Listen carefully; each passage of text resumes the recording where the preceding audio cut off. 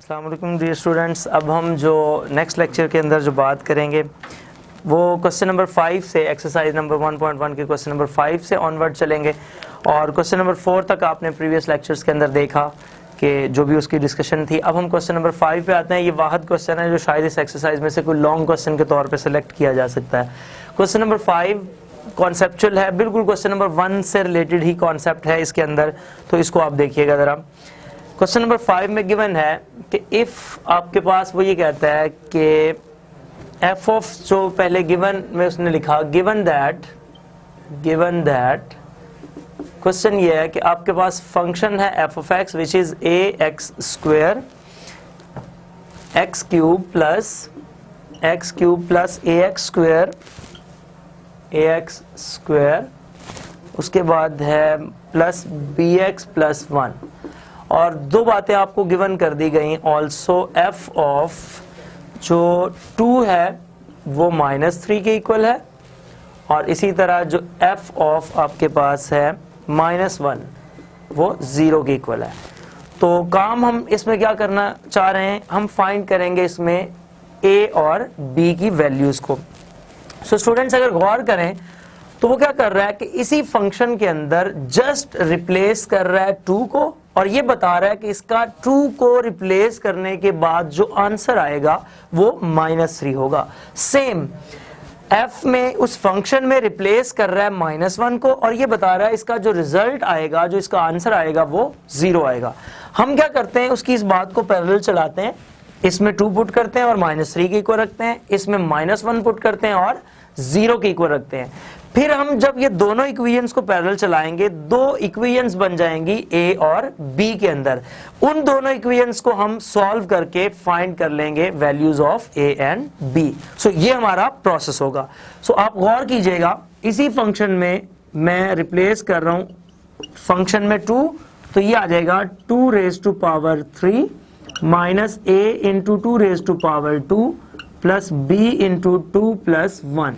सो students as आपको पता है एफ ऑफ 2 जो गिवन है वो -3 के इक्वल है, ये बात बताएं कि ये गिवन है। सो ये आ जाएगा 8 2 raise to power 3 8 minus 2 raise to power 2 4, और 4 को a से मल्टीप्लाई किया तो 4a plus 2b plus 1 is equals to -3। ये बात गिवन थी। सो स्टूडेंट्स यहाँ पे आया -4a प्लस 2b और 8 plus 1 9 is equals to -3, -4a plus 2b is equals to -3 और ये -9, ये जब उधर जाएगा -9 तो टोटल मैं लिख रहा हूं -12 हो जाएगा। यहां से अगर हम -2 कॉमन ले लेते हैं तो ये आ जाएगा 2a, चूंकि माइनस हमने बाहर निकाल लिया, और -b is equals to -12, so that is 2a minus b is equals to 6 which is equation number 1। सो ये हमारे पास इक्वेशन नंबर 1 होगी। इसके बाद अब हम आते हैं कि फंक्शन में जहां x है, अब वहां पे -1 पुट करते हैं और रिजल्ट किसके इक्वल है, 0 के इक्वल है। सो स्टूडेंट्स यहां पे हमने क्या किया, -1 f of -1 that is equals to -1 cube minus a into -1 square plus b into -1 plus 1। आपको पता है कि as f of -1 is equals to 0, ये बात हमें गिवन कर दी गई।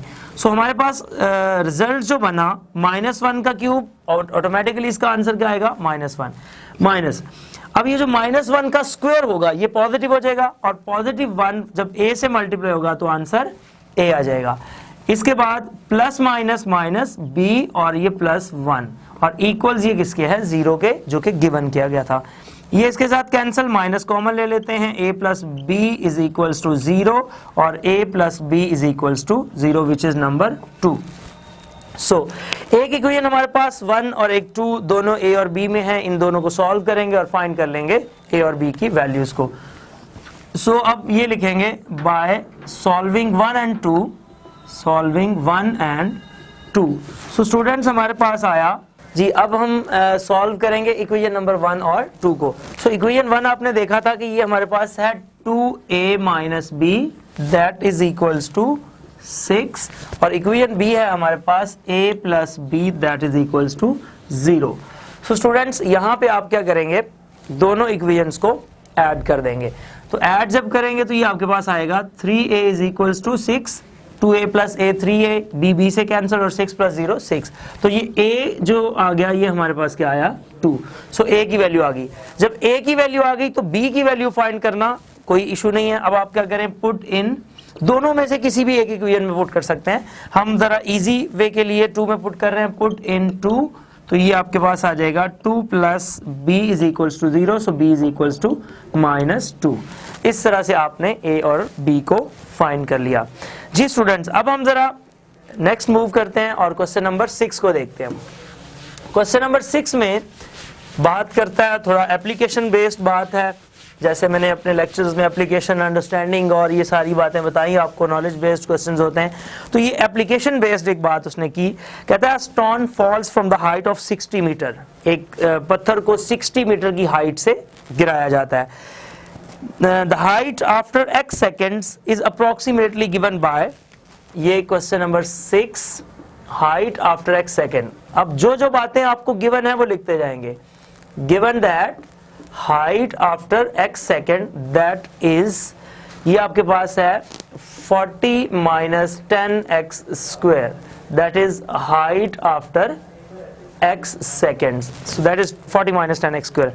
कहता है कि what is the height of the stone, उस जो स्टोन की है वो हाइट आपने बतानी है कब, जब नंबर 1 x हमारे पास 1 सेकेंड हो। तो अगर आप क्वेश्चन नंबर 1 पे गौर करें तो उसमें भी हम क्या करते थे कि जहां x था वहां x की कोई वैल्यू को रिप्लेस कर देते थे जो भी गिवन होती थी। तो यहां पे भी अगर आप गौर करें तो वो कह रहा है कि ये x सेकेंड्स पे उसकी हाइट है, आप 1 सेकेंड के बाद बताएं। तो आप जस्ट क्या करेंगे, h of 1 that is equals to 40 minus 10 into 1 square, h of 1 that is 40 minus 10 into 1 का स्क्वायर भी क्या होगा, 1 ही होगा। So 40 minus 10 that is equals to 30। So आपने देखा जो height at 1 second that is 30 metre, ये हाइट होगी। अब इसके बाद जैसे सेकंड पार्ट में वो आपको 1.5 पे हाइट पूछ रहा है, तो आपने जहां पे x है वहां पे 1.5 को रिप्लेस कर दें। नेक्स्ट में आपके पास वो 1.7 सेकंड्स पे हाइट पूछ रहा है, तो आप जहां पे x है वहां पे 1.7 को रिप्लेस कर दें और कैलकुलेटर से सॉल्व कर लें। ये बात होगी। इसका बी पार्ट वेरी इंपॉर्टेंट, इसको आप अंडरस्टैंड करें। कहता है when the stone strikes the ground, वो जो पत्थर है वो जमीन को कब टकराएगा। तो कॉमन सेंस की बात है, जब कोई चीज जमीन को टकरा जाती है तो उस वक्त उसकी हाइट क्या होती है। जब जमीन को टकरा गई तो ऑटोमेटिकली हाइट क्या हो गई, 0 हो गई। अब यही क्वेश्चन आप यहां पे बताएं, आप उसको कहें the stone strikes the ground, the stone strikes the ground, जो वो पत्थर है वो आपका जमीन पे टकरा जाएगा when h of x is equals to 0। उसने कहा कि वो जो पत्थर है वो जमीन पे कब टकराएगा। आपने कहा the stone strikes the ground when the height is 0, और ऑब्वियसली जब 0 हाइट पे पहुंचेगा तो वो जमीन पे टकराएगा। इंप्लाइज दैट वो आपका हाइट फंक्शन क्या है, 40 minus 10x square is equals to 0। So that is 40 is equals to 10x square, ये आ गया 4 is equals to x square, ये 10 इस पे कैंसिल होके इधर आंसर 4 आ जाएगा। 4 is equals to x square, which implies that x is equals to plus minus 2, but x does not equals to minus 2 due to time। चूंकि ये time को represent कर रहा है तो टाइम कभी नेगेटिव नहीं हो सकता, इसलिए यहाँ x माइनस 2 नहीं हो सकता, which implies that, so आप ये कह सकते हैं x जो है वो आपके पास 2 सेकेंड्स हैं। सो डियर स्टूडेंट्स, वो पत्थर जो 60 मीटर की हाइट से जमीन पे फेंका गया था वो 2 सेकेंड्स के बाद जमीन को टकरा जाएगा। तो ये आपका क्वेश्चन था, हाइट को 0 किया और आपके पास टाइम आ गया कि वो कितने टाइम के बाद जमीन पे टकराएगा। जी ये था क्वेश्चन नंबर 6। अब डियर स्टूडेंट्स एक नए कॉन्सेप्ट के साथ आगे चलते हैं। उसमें आपसे बात करता है कुछ पैरामीट्रिक इक्वेशंस की। अगर आप क्वेश्चन नंबर 7 अपनी बुक पे देखें तो बात करता है वो पैरामीट्रिक इक्वेशंस क्या होती हैं। मैं इसी के दौरान आपको जरा एक्सप्लेन कर दूं what are the parametric equations. ऐसी इक्वेशंस जिसमें x और y यानी कि जो दोनों वेरिएबल्स आप यूज कर रहे होते हैं, डिपेंडेंट इंडिपेंडेंट, x और y दोनों के दोनों वेरिएबल्स अगर किसी तीसरे वेरिएबल के ऊपर डिपेंड करें, यानी कि पैरामीट्रिक इक्वेशंस को अगर आप डिफाइन करते हैं पैरामीट्रिक इक्वेशंस, तो आप ये कह सकते हैं पैरामीट्रिक इक्वेशंस कौन सी इक्वेशंस होती हैं? The equations x is equals to f of t and y is equals to g of t are called parametric equations. Parametric equations, ये इक्वेशंस पैरामीट्रिक कहलाती है। इसमें आप जरा गौर करें, ये जो x है वो किस पे डिपेंड कर रहा है? यहाँ पे t पे डिपेंड कर रहा है। ये जो y है वो किस पे डिपेंड कर रहा है? t पे डिपेंड कर रहा है। सो x और y दोनों के दोनों जो फंक्शंस हैं, नॉट ओनली ऑन t, किसी भी वेरिएबल के ऊपर डिपेंड करें, बट x और y दोनों के दोनों अगर किसी और वेरिएबल के ऊपर डिपेंड करते हैं तो ऐसे फंक्शंस को हम क्या कहते हैं? पैरामीट्रिक फंक्शंस कहते हैं। ये हमारे पास पैरामीट्रिक फंक्शन हो गया। अब आप क्वेश्चन नंबर 7 की तरफ अगर आते हैं तो आपकी इसी सेंस को वो आगे लेके चल रहा है। वो ये कह रहा है कि show that, question number 7, show that, जी students question number 7, question number 7 कहता है show that x is equals to at square, x is equals to at square and y is equals to 2at are the parametric equations of parabola y square is equals to 4ax। ये आपका question है। अब dear students, दो तरीके से आप इस question को सॉल्व कर सकते हैं। एक तो ये है कि ये x और ये y, ये दोनों वैल्यूज उठा के इस एक्सप्रेशन में पुट करें और इसका लेफ्ट का आंसर इसके राइट के आंसर के इक्वल आ गया, तो इसका मतलब है ये इसी की ही पैरामीट्रिक इक्वेशन है। एक बात। दूसरी बात यह है कि इस रिलेशन में आप देख रहे हैं t एलिमिनेट किया हुआ है, t यहां पे नहीं है। तो अगर हम इन दोनों में से t की वैल्यू निकाल के कंपेयर कर लें या इधर से t की वैल्यू निकाल के इसमें पुट कर दें, तो किसी भी तरीके से अगर हम t को एलिमिनेट करने में कामयाब हो गए तो हम देखेंगे कि वो रिजल्ट हमारे सामने आ जाएगा। सो स्टूडेंट्स, यहां पे x इज इक्वल्स टू है at square which is number 1, y is equals to 2at which is number 2। ये हमारे पास इस कि दो इक्वेशंस हो गई फ्रॉम 2। अब आप इक्वेशन नंबर 2 की तरफ आए तो ये आपको कहती है कि जी y ओवर 2a किसके इक्वल है? t के इक्वल है। यहां से t की वैल्यू निकाल लें, 2a मल्टीप्लाई हो रहा है, इधर आके डिवाइड कर दें। ये वैल्यू उठा के आपने 1 के अंदर पुट कर देनी है, पुट इन 1। जब 1 में पुट करेंगे तो x is equals to a और t की जगह पे आप y ओवर 2a स्क्वायर आ गया। सो स्टूडेंट्स, ये आ जाएगा implies x is equals to a और ये आ जाएगा y square over 4a square. यहां से एक a इस a से कैंसिल हो जाएगा। सो ये हमारे पास इसको मल्टीप्लाई कर दें, 4ax is equals to y square implies y square is equals to 4x। So dear students, आपने देखा कि आप इसी अंदाज में इस क्वेश्चन को t को एलिमिनेट करना है तो t की वैल्यू निकालें और उसमें पुट कर दें, दूसरे में t की जगह पे आपके पास ये रिजल्ट बन गया। दूसरा जो वे आउट मैं आपको बता रहा था वो यही है कि आप x की और y की वैल्यू उठा के इस दोनों वैल्यूज में पुट करें और आप देखेंगे दोनों तरफ जो रिजल्ट्स हैं वो सेम आ जाएंगे। जी स्टूडेंट्स, इसी का सेकंड पार्ट देखते हैं अब हम, क्वेश्चन नंबर 7 और पार्ट नंबर 2। सारे के सारे क्वेश्चंस में जो आपका थीम है, जो आपके जहन के अंदर आइडिया होना चाहिए वो ये होना चाहिए कि आपने उसके अंदर वो जो इंडिपेंडेंट वेरिएबल आ रहा है उसको बस एलिमिनेट करना है। जब आप उस वेरिएबल को एलिमिनेट करने में कामयाब हो जाते हैं तो आपकी रिक्वायर्ड फॉर्म आपके सामने होती है। मिसाल के तौर पे अब आपको क्वेश्चन दिया जा रहा है कि x is equals to a cos theta, question 7 ही है और उसका सेकंड पार्ट है। जी, आपको कह रहा है कि x is equals to a sin theta and y is equals to b cos theta. ये आपको दे दिया गया, x is equals to a cos theta और y is equals to b sin theta. ये क्वेश्चन है और कहता है जी आपने करना क्या है, x square over a square plus y square over b square is equals to 1। ये चीज शो करनी है, यानी कि इलिप्स की इक्वेशन बनानी है इससे। तो मतलब ये कि ये जो दोनों इक्वेशंस हैं वो इलिप्स की पैरामीट्रिक इक्वेशंस हैं। अब आप अगर गौर करें, जैसे मैंने अपनी डिस्कशन के अंदर ये बात कही कि हमारा टारगेट क्या है, हमारा टारगेट ये है कि हमने इसमें से किसी भी तरीके से थीटा को एलिमिनेट करना है। अब वो थीटा को इस तरह एलिमिनेट नहीं कर दीजिएगा कि थीटा एलिमिनेट हो गया, ऐसे नहीं।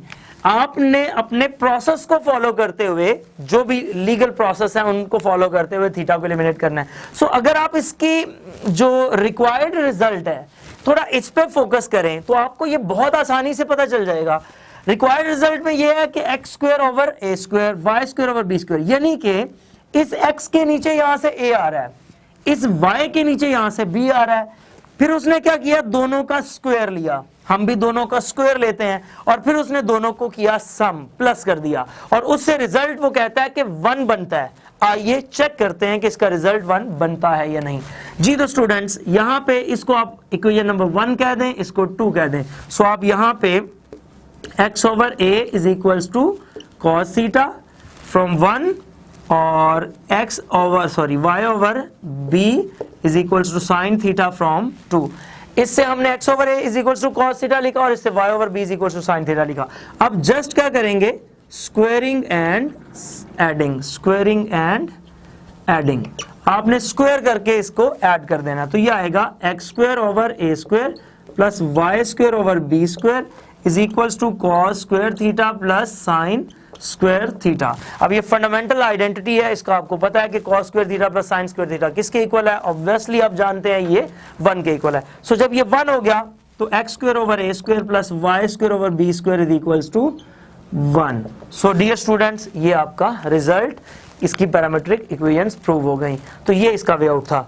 अगर आप नेक्स्ट क्वेश्चन की तरफ देखते हैं, मैं बार बार ये अर्ज कर रहा हूं, थीम एक है, प्रोसेस क्या है, काम क्या करना है, हमने क्या करना है, उसमें से इंडिपेंडेंट वेरिएबल जो भी शो हो रहा है उसको एलिमिनेट करना है। सो यहां पे अगर आप देखते हैं नेक्स्ट पार्ट के अंदर, जो कि है x is equals to a secant theta, y is equals to b tan theta, और प्रूव आपने करना है x square over a square minus y square over b square is equals to 1। अगर इसको प्रूव करना है तो आप गौर करें, उसमें भी तो यही प्रोसेस है, उसमें भी तो x के नीचे आप a लेके आ रहे हैं, y के नीचे आप b लेके आएंगे, सेम आप ये क्वेश्चन खुद कीजिएगा। तो उसके बाद आप स्क्वायर करेंगे जैसे उसकी डिमांड है, और फिर आप उसको सब्ट्रैक्ट करेंगे तो आप देखेंगे जो राइट साइड बनेगी वो बनेगी secant square theta minus tan square theta, जो कि 1 के इक्वल होता है, तो आपका रिजल्ट प्रूव हो जाएगा। इस तरह से आप उस क्वेश्चन को सॉल्व कर सकते हैं। जी स्टूडेंट्स, अब हम चलते हैं इस एक्सरसाइज के नेक्स्ट क्वेश्चन, क्वेश्चन नंबर 8 की जानिब। तो क्वेश्चन नंबर 8 को देखते हैं कि वो क्या कहता है। क्वेश्चन नंबर 8 में कुछ हाइपरबोलिक फंक्शंस का जिक्र है। आप अगर हाइपरबोलिक फंक्शंस में जस्ट मैं थोड़ा सा बता दूं, क्वेश्चन 8 से रिलेटेड जो थोड़ा उसका इंट्रोडक्शन है वो ये है कि आपका जो साइन हाइपरबोलिक फंक्शन है, hyperbolic x, that is equals to e raise to power x minus e raise to power minus x over 2। अगर आपके पास कॉज हाइपरबोलिक एक्स है तो वो है e raise to power x plus e raise to power minus x over 2। इसी negative की जगह पे आप पॉजिटिव लेके आए तो वो आपका हाइपरबोलिक कॉज में बन जाता है। इसी तरह जब tan की बात करते हैं, आपको पता है 2 फंक्शंस का पता चल जाए तो बाकी तो इसी की बेस पे सारे आ जाते हैं। अगर आप tan हाइपरबोलिक एक्स लिखते हैं तो वो क्या आएगा, e raise to power x minus e raise to power minus x over e raise to power x plus e raise to power minus x. आपके पास ये हाइपरबोलिक फंक्शन बन गया, साइन को ऊपर कॉस को नीचे, 2 से 2 कैंसिल हो जाएगा। इसी तरह बच्चों, अगर मैं इससे साइन से कोसेकेंट हाइपरबोलिक एक्स की तरफ आना चाहता हूं, कोसेकेंट हाइपरबोलिक एक्स, तो ऑटोमेटिकली क्या होगा, ये हम रेसिप्रोक कर देंगे, उल्टा देंगे इसको। वो क्या आ जाएगा, 2 over e raise to power x minus e raise to power minus x. इसी तरह अगर मैं यहां से सेकेंड की तरफ आता हूं हाइपरबोलिक एक्स, तो वो होगा 2 over e raise to power x plus e raise to power minus x. और finally cot hyperbolic x is equals to e raised to power x plus e raised to power minus x over e raised to power x minus e raised to power minus x। इसको हम उल्टा देंगे, ये हमारे पास cos hyperbolic function आ जाए, cot hyperbolic function आएगा।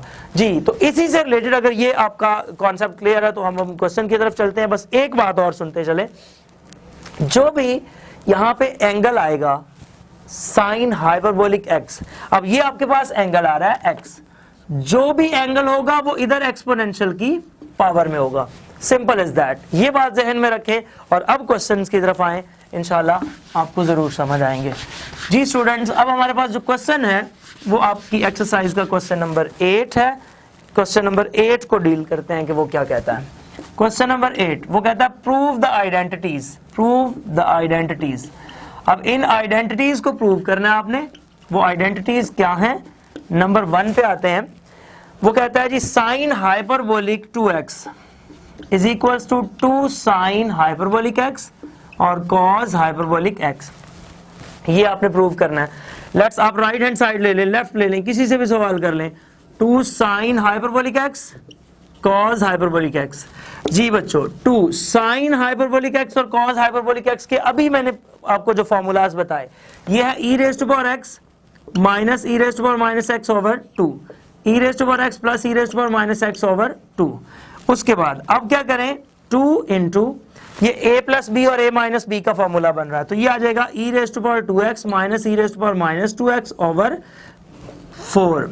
ये आपके पास कैंसिल होकर 2 e rest power 2x plus minus e rest power minus 2x over 2। So अभी जैसे मैंने कहा कि जो पावर में होगा वो एक्चुअली उसका एंगल होता है। सो स्टूडेंट्स आप गौर करें, ये फिर दरमियान में माइनस होने की वजह से बना साइन का फॉर्मूला और पावर जो है वो उसके एंगल में ट्रांसफर हो गई, तो ये आ गया साइन हाइपरबोलिक 2x। ये आपका पार्ट हुआ। इसके बाद इसमें से एक पार्ट हम और देखते हैं, फिर आगे चलते हैं जी। एक पार्ट हम इसका मजीद करते हैं और वो आपके पास है, लेट्स हम बात कर लेते हैं थर्ड पार्ट की। Cosecant hyperbolic square x is equals to, ये आपके पास आ रहा है cot hyperbolic square x minus 1। ये आ गया। इसमें से स्टूडेंट्स आप राइट हैंड साइड सपोज करें cot hyperbolic square x minus 1 जी। अभी जैसे मैंने कॉट के फॉर्मूले का जिक्र किया, अब आप वो कॉट का फॉर्मूला अगर आप इसमें रिप्लेस करते हैं तो ये क्या आएगा, e rest power x plus e rest power minus x over e rest power x minus e rest power minus x और ऊपर उसका स्क्वायर और माइनस में 1 जी। तो स्टूडेंट्स दोनों का आपने स्क्वायर ओपन करना है। अब स्क्वायर का a प्लस बी का स्क्वायर हो या a माइनस बी का स्क्वायर हो, ये फॉर्मूलाज आपको आने चाहिए। तो ये आपके पास क्या आ जाएगा, e raised to power 2x plus e raised to power minus 2x a square plus b square. अब मैं यहाँ पे अगर थोड़ा इस तरह लिख दूं, e raised to power x का square plus e raised to power minus x square plus 2 time e raised to power x dot e raised to power minus x a square plus b square plus 2ab। इसी तरह नीचे e raised to power x square plus e raised to power minus x square minus 2 e raised to power x, या पहले आप square ले लेते चले anyways, e raised to power x dot e raised to power minus x और minus में लिख दें 1 जी। तो स्टूडेंट्स अब ये जो e raised to power x का होल स्क्वायर बन रहा है ये इसके साथ मल्टीप्लाई होगा और ये बन जाएगा e raised to power 2x plus e raised to power minus 2x। मैंने इसीलिए इसका होल स्क्वायर में लिखा ताकि कोई स्टूडेंट्स ये ना समझ जाए कि ये माइनस एक्स का square plus x raised to power 2 हो जाएगा, नहीं। जब ब्रैकेट आ रही है तो उस वक्त आपने इसको मल्टीप्लाई करना है। ये आ गया और प्लस आपके पास ये आएगा 2 क्योंकि ये चीज अपने इनवर्स के साथ कैंसिल हो जाएगी। इसके बाद e raised to power 2x plus e raised to power minus 2x minus 2 और माइनस ये वाला 1। अब जस्ट एलसीएम लें, आपका क्वेश्चन सॉल्व है। ये आ जाएगा e raised to power 2x plus e raised to power minus 2x plus 2, ये एलसीएम ले और माइनस को साथ मल्टीप्लाई करते जाएं, minus 2x minus e raised to power minus 2x ये आ गया और माइनस माइनस प्लस 2 और नीचे ये आप कंप्लीट लिख दें 2x plus e raised to power minus 2x और माइनस 2 जी। तो स्टूडेंट्स ये इसके साथ कैंसिल, ये इसके साथ कैंसिल, ये आ गया 4 over e raised to power x minus e raised to power minus x का स्क्वायर। यानी कि इस चीज को मैं दोबारा लिख रहा हूं उसमें, तो ये ऐसे भी लिख सकते हैं 2 over e raised to power x minus e raised to power minus x का होल स्क्वायर। सो स्टूडेंट्स ये फॉर्मूला बन गया कोसेकेंट हाइपरबोलिक स्क्वायर x का। इस तरह ये आपके पास राइट हैंड साइड आ गई। बस अब आखिरी क्वेश्चन की तरफ मूव करते हैं और फिर अपने लेक्चर का अख्ताम करते हैं। आखिरी क्वेश्चन में डियर स्टूडेंट्स हमारे पास क्या है, इवन और ऑड फंक्शंस का जिक्र है। अब इवन फंक्शंस क्या है वो हिसाब ना लगा लीजिएगा कि इवन फंक्शन है तो वो 2 पे तकसीम होता है और ऑड है तो वो 2 पे तकसीम नहीं होता है, ऐसा कुछ नहीं है। इवन फंक्शन वो फंक्शन होता है जिसमें आप जो वेरिएबल यूज कर रहे हैं वो वेरिएबल x है, y है, समथिंग कुछ भी है, उस वेरिएबल की जगह पे अगर आप x है फर्ज करें तो x की जगह पे माइनस एक्स रिप्लेस करें और आपका रिजल्ट चेंज ना हो, रिजल्ट वही आ जाए, तो आप कहते हैं ये फंक्शन इवन है। और अगर वो रिजल्ट माइनस कॉमन लेने के बाद सेम आए तो आप कहते हैं वो फंक्शन ऑड है। मिसाल के तौर पे मैं ये कहता हूं f ऑफ x, अगर आपके पास मैंने इवन की बात कर रहा हूं, even function of function is said to be even function if f of minus x is equals to f of x। अगर मैंने x की जगह पे माइनस एक्स रिप्लेस किया और आंसर सेम आ गया तो वो फंक्शन क्या है, इवन। और ऑड फंक्शन क्या होता है कि अगर मैंने x की जगह पे माइनस एक्स रिप्लेस किया और उसका आंसर आ गया माइनस f ऑफ x, तो ये आपके पास इसका रिजल्ट आ गया।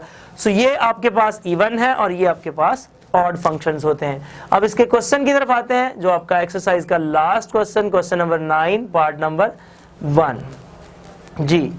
पार्ट नंबर 1 में वो ये कहता है कि f of x is equals to x cube plus x. आपको वो कहता है कि ये बताएं कि ये फंक्शन इवन है या ऑड है। सो आपने क्या करना है, just replace x by minus x. सिर्फ आपने x को माइनस एक्स से रिप्लेस करना है, तो ये आपके पास क्या आएगा, f of minus x is equals to minus x cube plus minus x. ये आ जाएगा माइनस एक्स का क्यूब है ना, तो ये एक्स क्यूब और साथ नेगेटिव, चूंकि जब ऑड नंबर्स पावर में आएंगे तो आपका नेगेटिव रिमेन स्टिल वहीं पे होगा, माइनस एक्स। माइनस कॉमन लिया, x cube plus x. So students आप गौर करें कि ये जो फंक्शन था एग्जैक्टली यहां पे वो वाला फंक्शन बन गया और ये नेगेटिव कॉमन आ गया। सो जब भी ऐसी सिचुएशन बने तो ये माइनस एफ ऑफ एक्स बना, जिसकी वजह से ये फंक्शन क्या है, ऑड फंक्शन है। इसमें से और भी एग्जांपल्स देखते हैं, जब तक इंशाल्लाह आपको समझ नहीं आएगी ये काम जारी रखते हैं जी। एग्जांपल में आप देखिएगा जरा, फर्ज करें f of x, second part देख लेते हैं, is equals to x plus 2 का स्क्वायर। एक्स प्लस 2 का स्क्वायर आ गया। अब आपने जस्ट क्या करना है, जहां पे x है वहां पे माइनस एक्स रिप्लेस करें और उसका रिजल्ट देखें। So students, replacing x by minus x, तो ये आ गया f of minus x plus 2 raise to power 2। So इस क्वेश्चन में अगर आप गौर करें तो किसी भी तरीके से, लेट्स से दैट मैं माइनस कॉमन ले भी लेता हूं, पहली तो बात है ये सेम नहीं बना, इसका मतलब इवन नहीं हुआ। अगर मैं माइनस कॉमन ले भी लेता हूं तो ये बनेगा x माइनस 2, तो पहले वाला फंक्शन वो फिर भी नहीं बन रहा। तो अगर लेट्स हम माइनस कॉमन ले लेते हैं, माइनस एक्स माइनस 1 बाहर निकाल लें तो ये रह जाएगा x माइनस 2 स्क्वायर, और जाहिर है इसका भी ऊपर स्क्वायर आएगा, तो ये आ जाएगा x माइनस 2 का होल स्क्वायर। तो फंक्शन फिर आपका वो नहीं रहा, इसका मतलब है ये ना इवन है ना ऑड है, तो नीदर इवन ना ऑड। सो ये फंक्शन आपका ना इवन में गया ना ऑड में। अब आखिरी क्वेश्चन एक इसका और लेते हैं और फिर इस लेक्चर को एख्तिताम की तरफ लेके जाते हैं। लेट्स मैं फिफ्थ पार्ट इसका डिस्कस करता हूं। फिफ्थ पार्ट है मेरे पास जो है x f of x, fifth part f of x is equal to x raise to power 2/3 plus 6, ये आ गया। सो इसमें आप क्या करें, replacing x by minus x, ये आ जाएगा f of minus x is equals to minus x raise to power 2/3 plus 6।